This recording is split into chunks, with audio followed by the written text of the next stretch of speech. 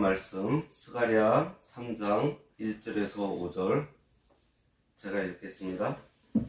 대제사장 여호수아는 여호와의 천사 앞에 섰고 사탄은 그의 오른쪽에 서서 그를 대적하는 것을 여호와께서 내게 보이시니라.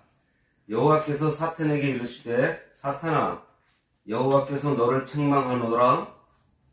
예루살렘을 택한 여호와께서 너를 책망하노라. 이는 불에서 꺼낸 그슬린 나무가 아니냐 하실 때 여호수아가 더러운 옷을 입고 천사 앞에 서 있는지라.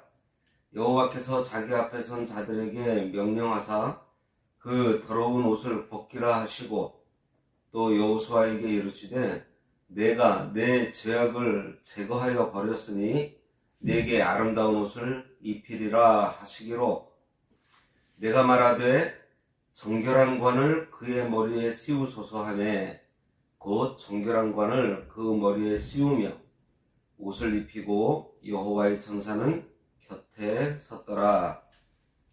오늘 말씀의 제목은 아름다운 옷을 입혀주심입니다. 학개서와 스가랴서는 유다 백성들이 바벨론 포로 잡혀가서 70년 동안 고생하다가 돌아온 이후에 기록된 책입니다. 바벨론에서 돌아온 유다 백성에게 하나님께서는 성전을 재건하라는 명령을 주었어요.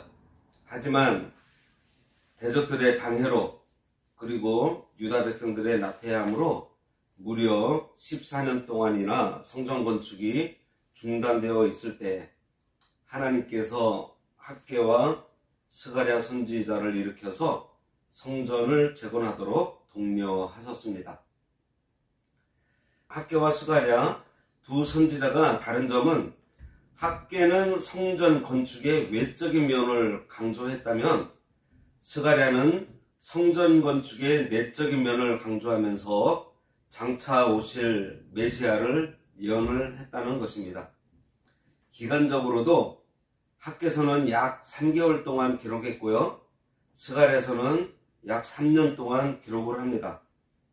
또 학개서는 현실적인 책망, 그러니까 설교 형식의 권면이나 책망이라고 한다면 스가랴서는 묵시적인, 그러니까 결정된 것이지만 지금은 드러나지 않고 감춰져 있는 일, 앞으로 될 일을 쓱 드러내서 보여주면서 종말론적인 성격을 띠고 있어요.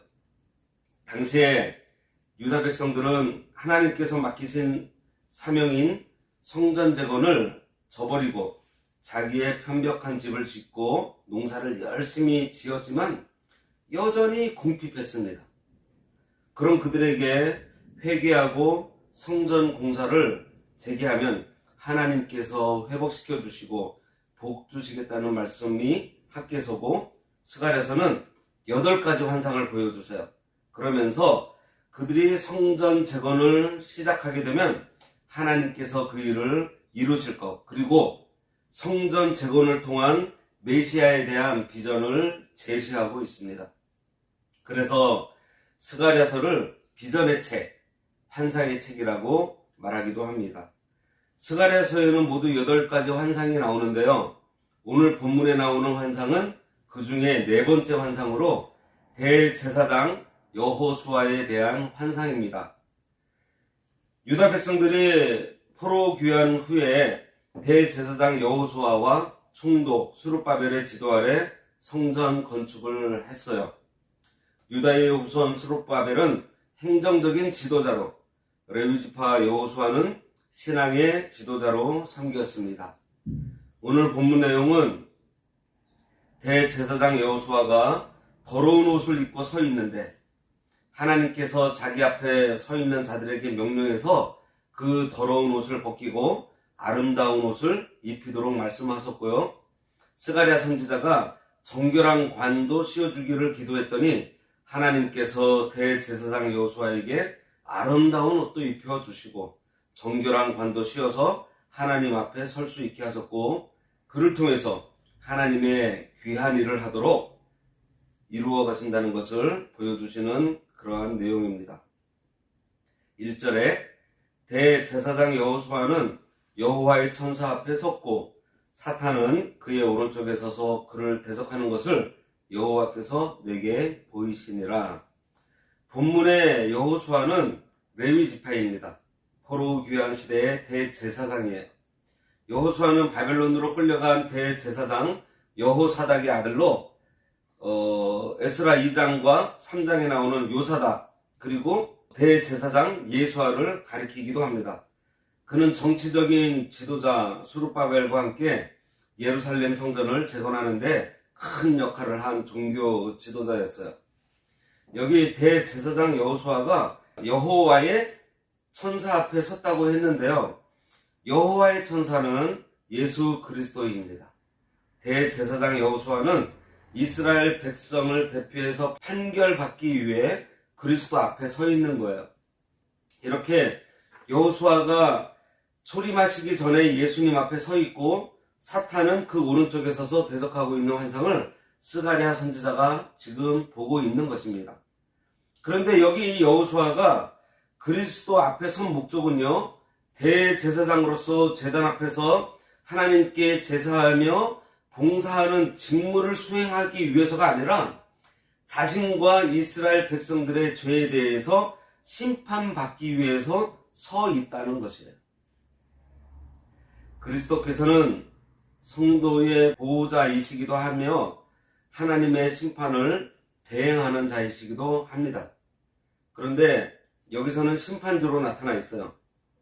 사탄이 여호수아의 오른쪽에 서 있는 것은요, 여호수아를 변호해 주기 위해서가 아니라 여호수아와 이스라엘 백성들의 죄를 들추어내며 고소하기 위해서요.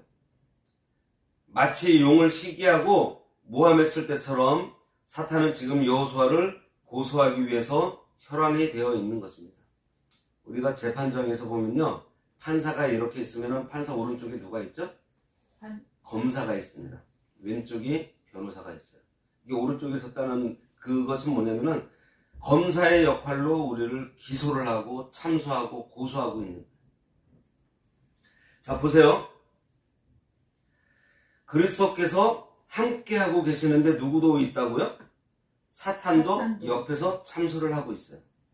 이러한 일은요, 예수님께서 오실 그날까지 계속 되고 있다는 사실입니다. 예수님께서 재림하셔서 사탄들이 무저갱에 들어가기 전까지 이 일은 계속 우리 성도들에게서 일어나는 사건들이라는 거예요. 그러면 사탄은 우리를 어떻게 참소하고 정죄할까요? 당시의 상황을 보면 알 수 있어요. 그 시대에 성전 재건을 방해하는 무리가 있었는데요. 알고 보면 그 배후에 사탄이 역사하고 있었습니다. 오늘 본문을 보면 여호수아 앞에는 구원자 예수님께서 계시는데 사탄이 그 옆에서 여호수아를 정죄하고 참소하고 있는 그러한 모습이에요.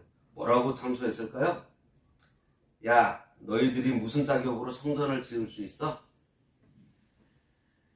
저 성전이 무너진 것은 저들 때문인데 무너뜨린 자들이 다시 성전을 짓는다는 것이 말이 된다고 생각하십니까?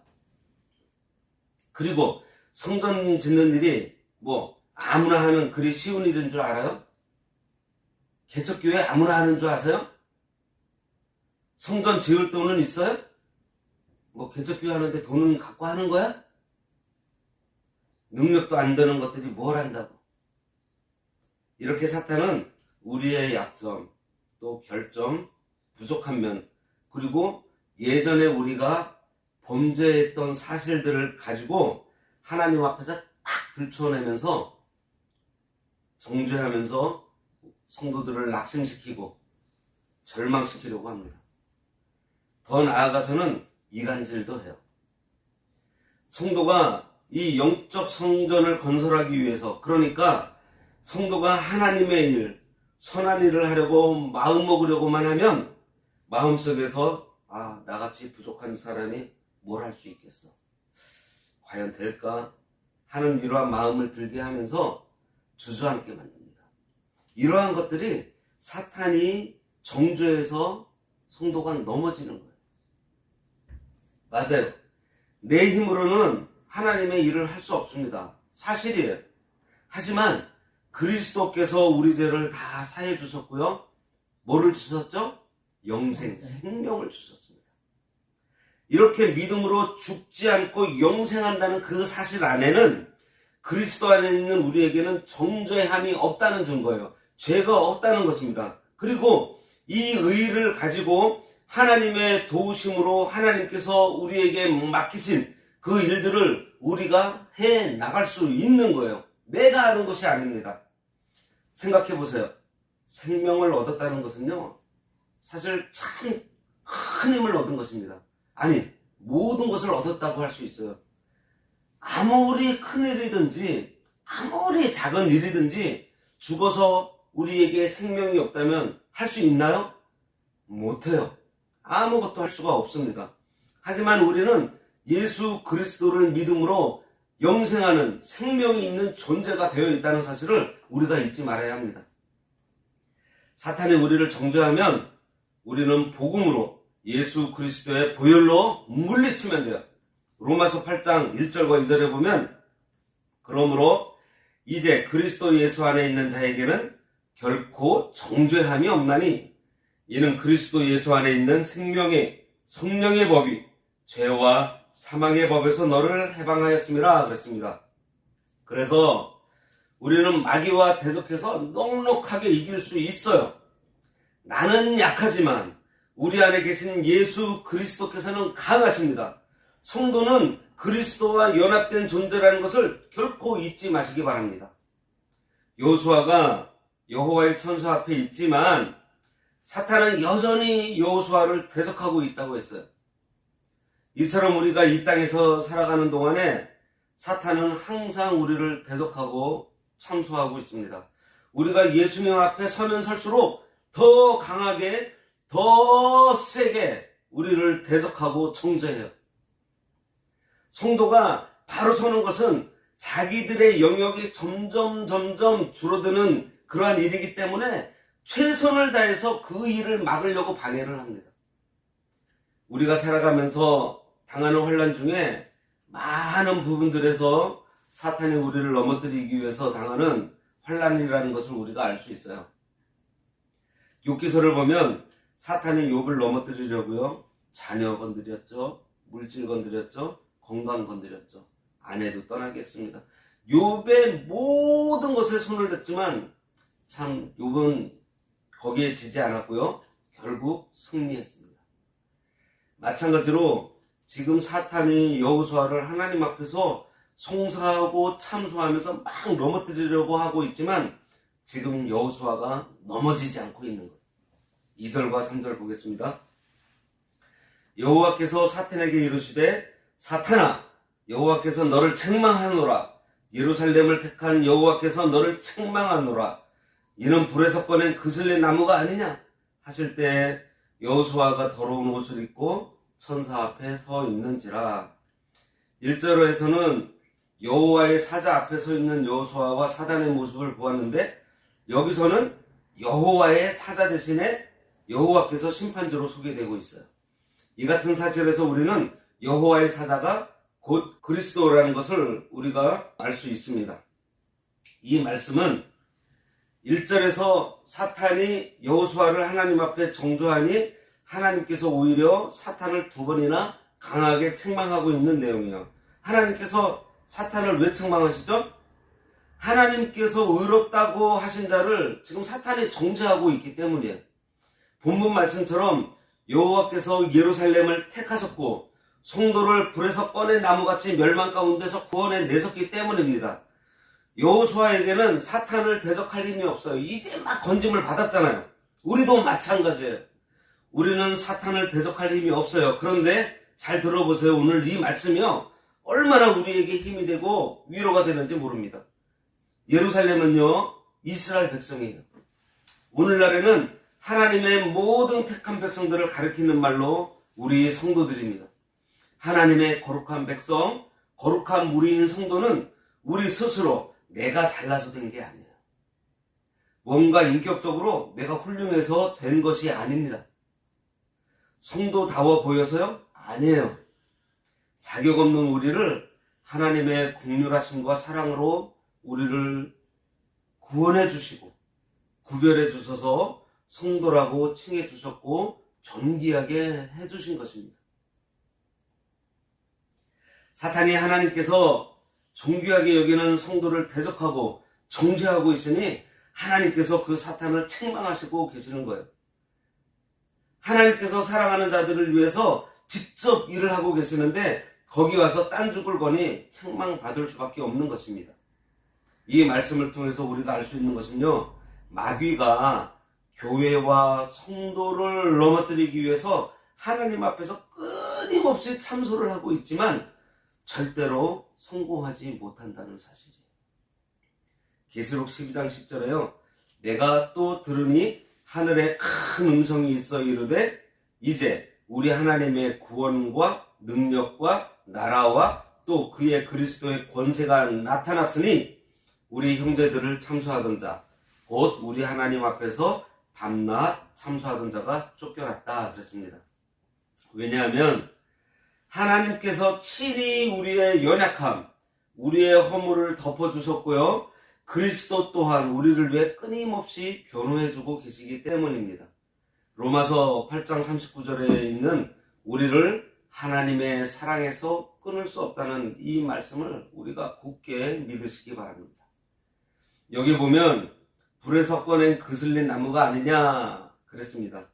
불에서 꺼낸 그슬린 나무는 이사야 7장 4절에 있는 연기나는 부지깽이, 그리고 아모스 4장 11절에 나오는 불 붙는 가운데 빼낸 나무 조각과 같은 히브리인들의 이 속담인데요.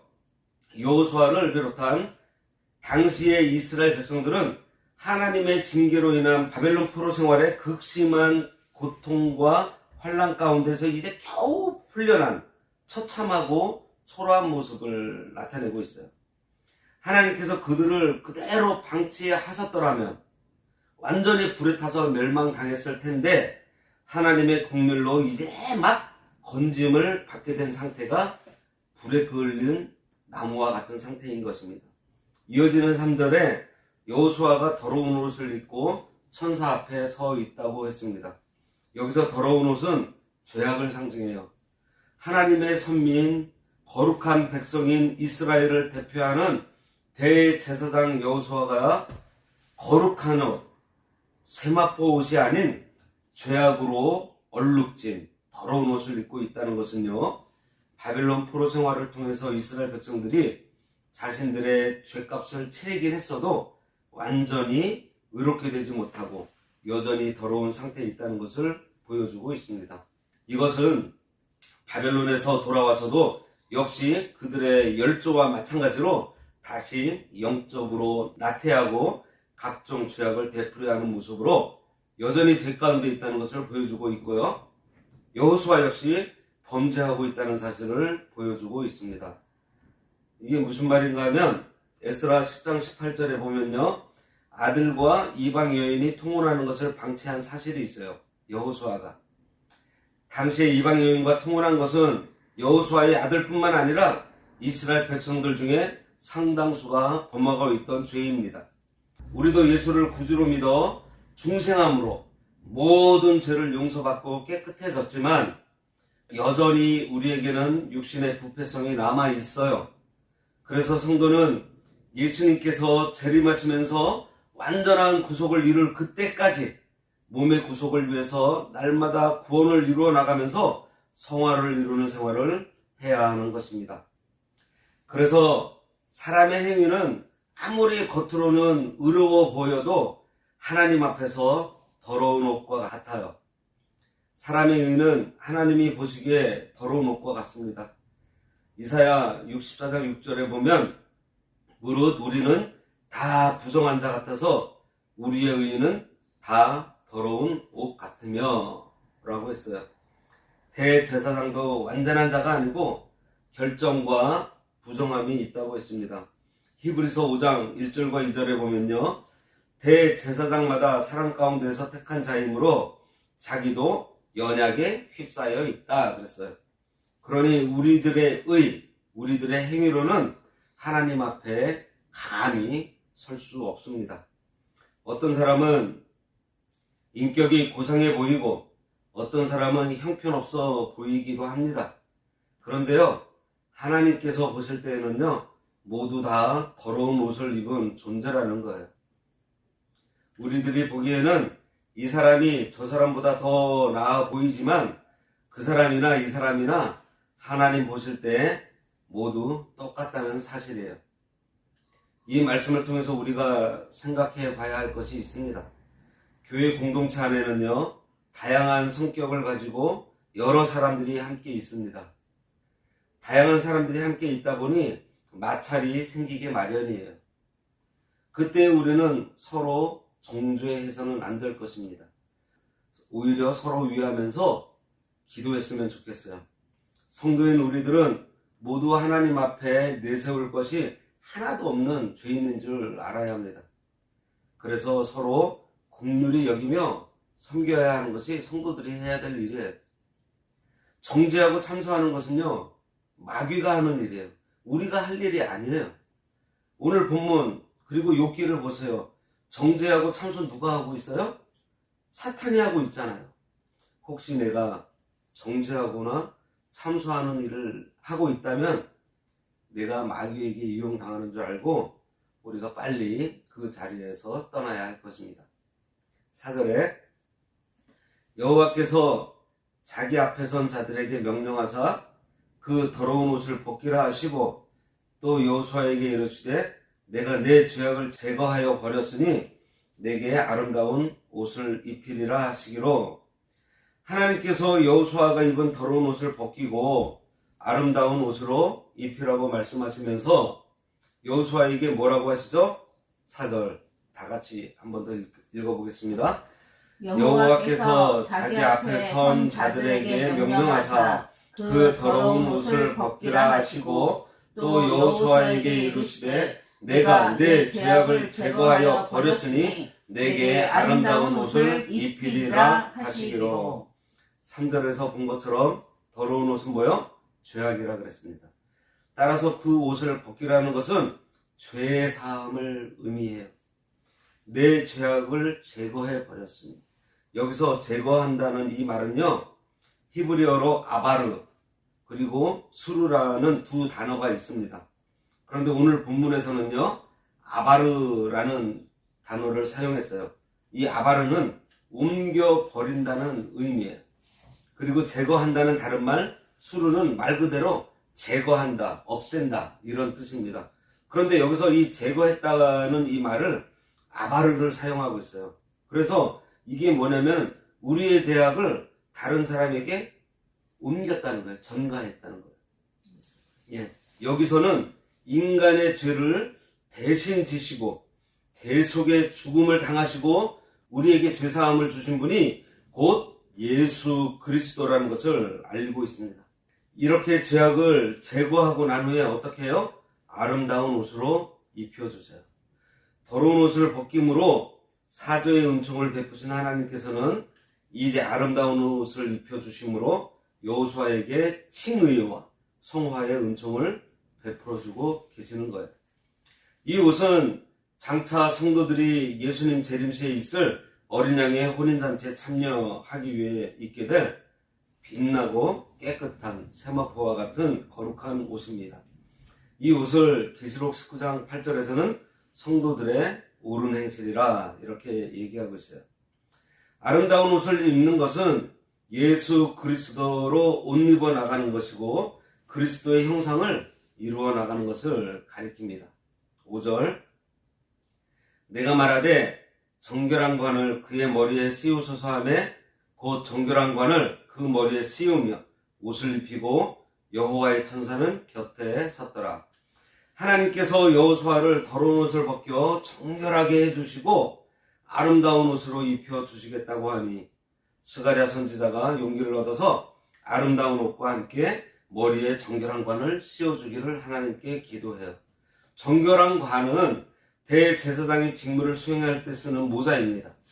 따라서 여호수아에게 이 관을 씌워달라는 말은 여호수아가 대제사장으로서의 직무를 잘 수행할 수 있게 해달라는 의미예요. 스가랴의 기도를 들으시고 하나님께서 아름다운 옷도 입혀주시고 정결한 관을 머리에 씌워 주셨습니다. 이것은 이스라엘 백성을 대표한 자로서 사탄에게 참소를 당했던 여호수아가 오히려 하나님의 사제와 칭의의 은총을 받고서 대제사장직을 수행할 수 있게 된 것을 의미하고 있습니다. 오늘 본문은 궁극적으로 하나님 앞에서 왕같은 제사장인 모든 성도들이 누리게 될 복을 보여주고 있어요. 그것뿐만이 아니에요. 여호와의 천사가 곁에 서 있도록 해주십니다. 여기서 섰다라는 원어 이메드는요, 지속적인 상태를 나타내는 분사형 단어예요. 그러니까 여호와의 천사가 끊임없이 계속해서 여호수아 옆에 서서 그를 보호해주고 있다는 것입니다. 여호와의 천사가 앞에서 언급했듯이 누구라고요? 예수님. 예. 이처럼 예수 그리스도께서 성도 곁에서 성도를 변호하고 계시고 보호하고 계신다는 것을 가리키고 있어요. 마태복음 28장 20절에 내가 너희에게 분부한 모든 것을 가르쳐 지키게 하라. 볼지어다 내가 세상 끝날까지 너희와 항상 함께 있으리라. 그 예수님께서 말씀하시고, 이건 뭐죠? 약속이죠? 네, 그렇게 약속하셨습니다. 오늘 말씀처럼 사탄은 항상 우리의 약점을 가지고 우리가 스스로 자책하게 해서 당당하지 못하게 하고 주눅들게 만들어서 낙심시켜 넘어뜨리려고 해요. 우리는 이럴 때 어떻게 해야 할까요? 여호수아에게 더러운 옷을 벗기시고 아름다운 옷을 입히시고 정결한 관을 씌워주신 것처럼 우리의 더러운 죄악을 예수님께서 다 짊어지셨고요, 의의 옷으로 입혀주셨고 하나님의 백성으로서의 직분을 주셨으니 우리는 당당해야 하는 거예요. 우리는 하나님께서 의롭다고 인정해준 성도예요. 하나님께서 존귀하게 여기는 자들입니다.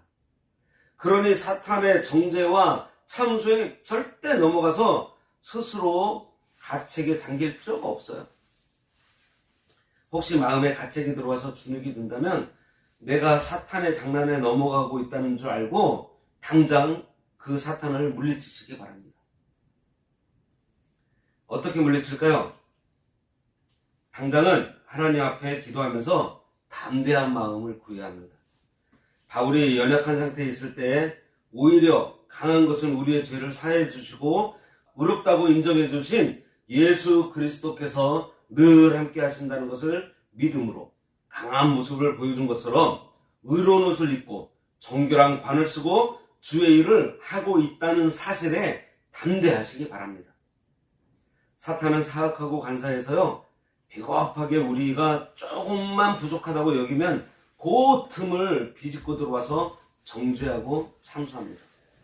그래서 주눅들게 하고 주저앉히려고 해요.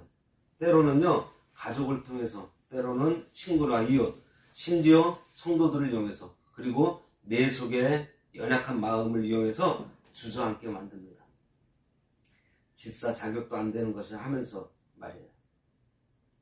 그런데 알아야 하는 것은요, 자격이 돼서 직분받은 사람이 한 사람도 없다는 거예요.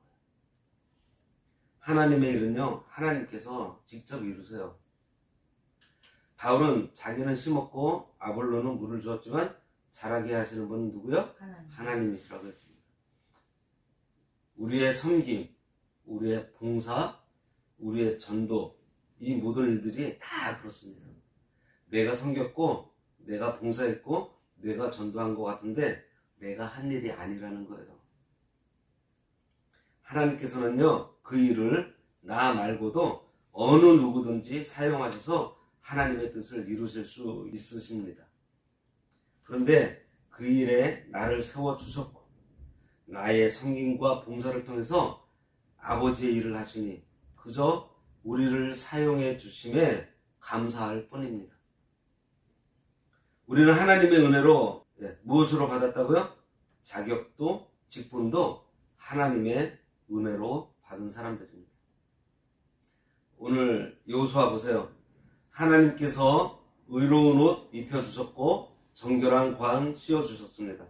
모두 하나님의 은혜로 입히시고 씌워주셨어요. 하나님의 은혜로 주신 직분이니 내가 내세울 게 자랑할 것이 있어요? 없어요. 하지만 얼마나 귀한 직분인가요?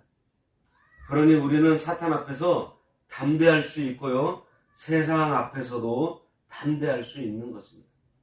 그렇다고 교만해서는 안 되겠죠?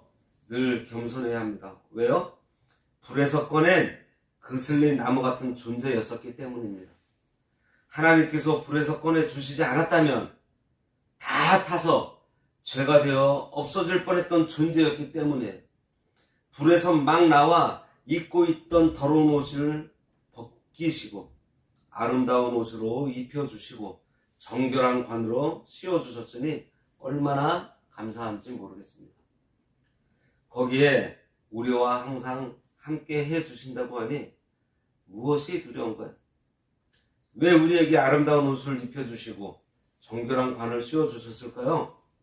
믿음 생활 잘 하라고, 구원 잘 이루어 나가라고 하신 줄 알고 오늘 말씀 묵상하면서 아름다운 옷을 입혀주시고 정결한 관을 씌워주신 하나님의 은혜에 감사하고 담대함으로 당당하게 살아가는 하나님의 자녀됨을 우리 모두 누리시기 바랍니다. 기도하겠습니다. 불에서 간신히 건진받아 불쌍하고 여전히 더러워져 있는 우리를 깨끗하게 씻겨주시고 정결한 관과 의로운 옷을 입혀주신 하나님 아버지 은혜를 감사합니다. 사탄은 늘 우리를 참소함으로 절망시키려 하고 포기하게 만들려고 하지만 하나님께서 은혜로 관을 씌우고 옷을 입혀주신 것처럼 우리에게 자격과 직분을 주신 줄 알고 담대함으로 구원을 이루어 나가는 신앙생활을 할 때에 교만하지 말게 하시고 늘 온유하고 겸손함으로 하나님의 자녀된 것을 누리는 우리 모두 되도록 인도하여 주시기 원하오며 예수님 이름으로 기도드리옵나이다. 아멘.